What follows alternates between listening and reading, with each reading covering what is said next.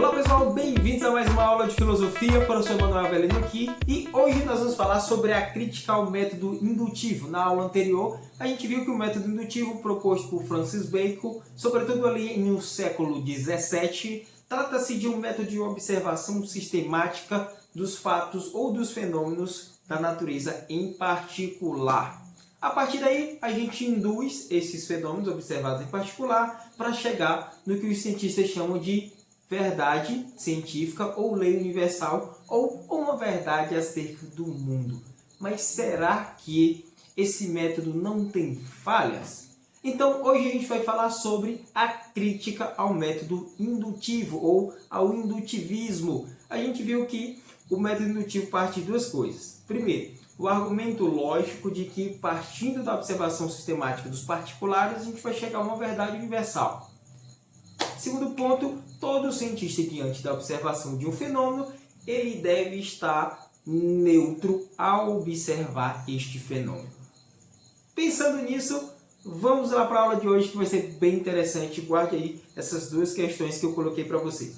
Então vamos lá, pessoal. Então, apesar de o método indutivo ser aceito, amplamente aceito, sobretudo no século XVII, com ali o advento da ciência moderna e etc., com Francis Bacon trazendo à tona o método indutivo, né, os positivistas lógicos ratificando essa ideia do método indutivista, tem um carinha chamado Alan Shawver.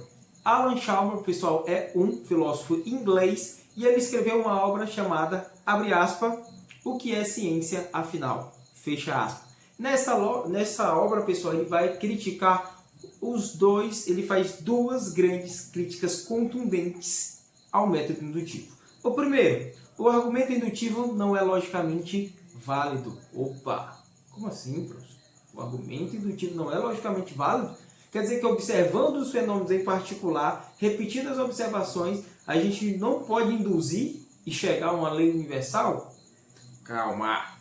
Segunda grande crítica é que não é possível essa observação neutra da realidade. Então, grave o nome desse cara, tá? O filósofo inglês Alan Shawver, porque ele vai quebrar aí, ele vai trazer duras críticas que depois, né, outros pensadores como Karl Popper vai trazer aí o método verificacionista de ciência. Beleza, pessoal? Para que a gente possa entender melhor, vamos lá. Devemos lembrar de que um argumento válido, ou seja, o argumento ele é válido quando a sua premissa é aceita como verdadeira e ela é necessariamente verdadeira, pessoal. O que isso quer dizer? Ou seja, toda premissa inicial, ou seja, o ponto de partida, ele deve ser verdadeiro e aí, posteriormente, a sua conclusão é necessariamente verdadeira. Vou dar um exemplo para vocês, tá bom? Premissa, pessoal, nada mais é, tá aqui o ponto de partida. Se eu digo para vocês que todos os corvos são pretos, a premissa é primeira, tá? O ponto de partida. Todos os corvos são pretos. No quintal do meu vizinho aqui tem um corvo. Logo, ele é preto. Essa premissa tem que ser verdadeira, pessoal, porque senão a gente cai em um crasso erro lógico. Beleza? Então vamos lá para a gente entender melhor, pessoal. Tá? Então a gente viu aqui um argumento dedutivo.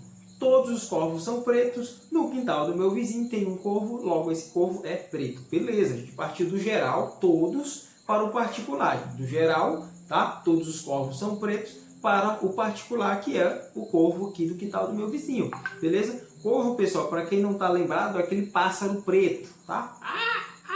É bem macabro aí nos filmes de suspense e de terror.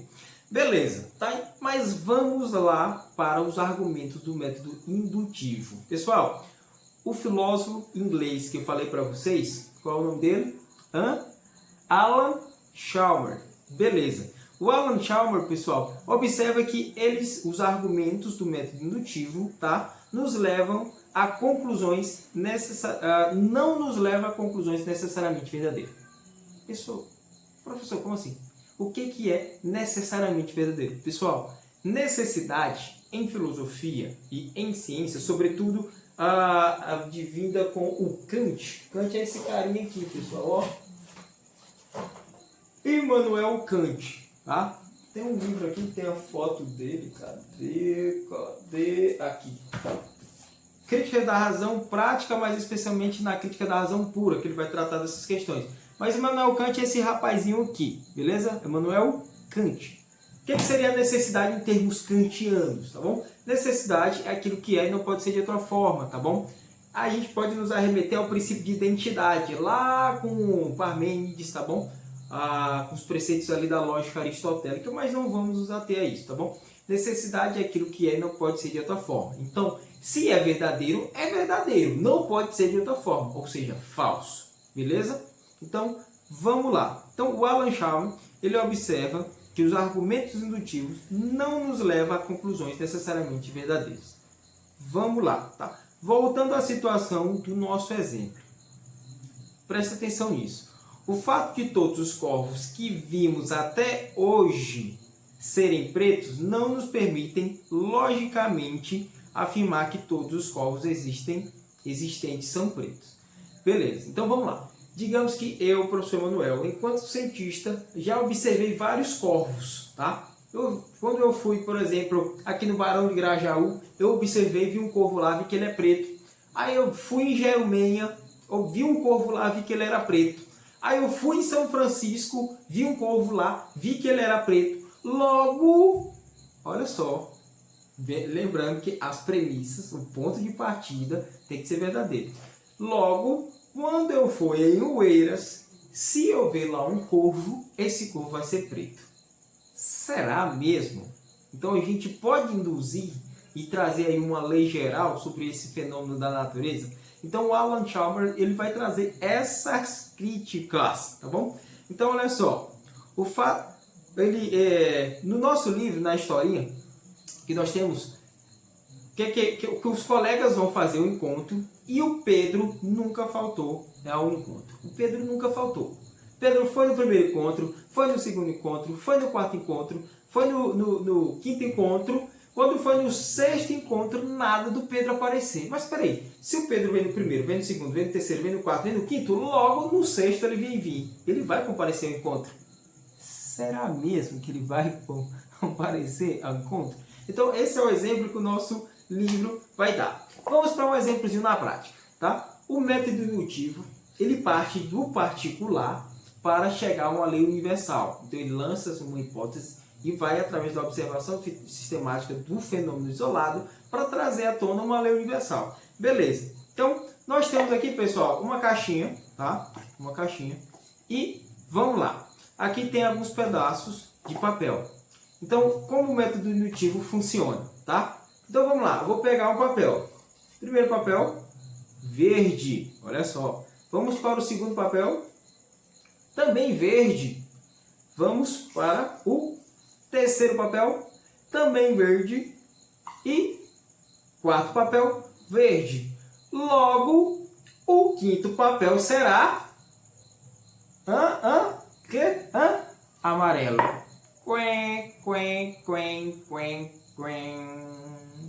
Então, pessoal, o filósofo inglês Alan Schamer, ele vai justamente demonstrar esse erro lógico. Não é porque os quatro primeiros papéis eram verdes que o quinto seria verde. Então, a gente, quando analisa logicamente esse argumento do método indutivo, a gente vai chegar, né, a um erro, a uma falha, a uma possível falha. Então, não é porque Pedro, todos os encontros compareceram, que todos os encontros futuros ou posteriores ele irá comparecer, tá bom? Por quê? Porque a premissa, o ponto de partida tem que ser necessariamente verdadeiro. O que é necessário? Aquilo que é não pode ser de outra forma. É aquilo que é. E pronto, se é verdadeiro, é verdadeiro. Não pode ser de outra forma, tá bom? Princípio de identidade aí. Ok, pessoal? Então, vamos lá para a gente fechar, pessoal. Quanto à observação dos fenômenos, tá? Então, essa é a primeira crítica que o Alan Schamer vai fazer ao método indutivo. Qual é a segunda crítica, pessoal? A segunda crítica é essa tal neutralidade axiológica do Max Weber que eu falei para vocês na aula anterior. Como assim, professor? Neutralidade axiológica. É o pesquisador, o cientista, se manter neutro diante do fenômeno estudado. Ou seja, ele não vai fazer juízo de valor, ele não vai colocar ali seus preconceitos, isso, né, pelo que prega a neutralidade diante dos fenômenos da pesquisa, dos fenômenos científicos.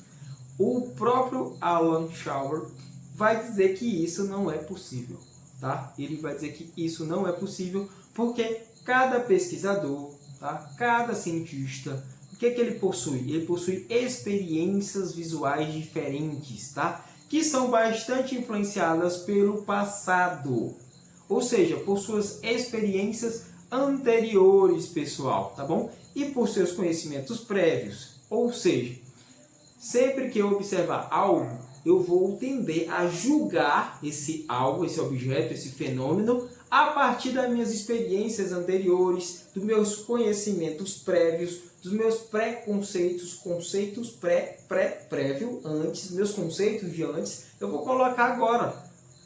Então, minhas crenças, todo o meu plano de fundo, que a gente pode chamar aqui de uma espécie de cosmovisão, vai ser a lente com que eu vou interpretar esse fenômeno, esse objeto. Então, o Alan Shawver vai dizer que essa neutralidade aí, não sei se é possível. Ele vai dizer que não, tá? Alguns vão defender que sim, outros que não. Então, é bem interessante a gente parar para pensar nisso. Então, essas críticas ao método indutivismo, tá, pessoal, resultam em novas propostas e métodos científicos, como é o caso do falsificacionismo, proposto pelo filósofo Karl Popper.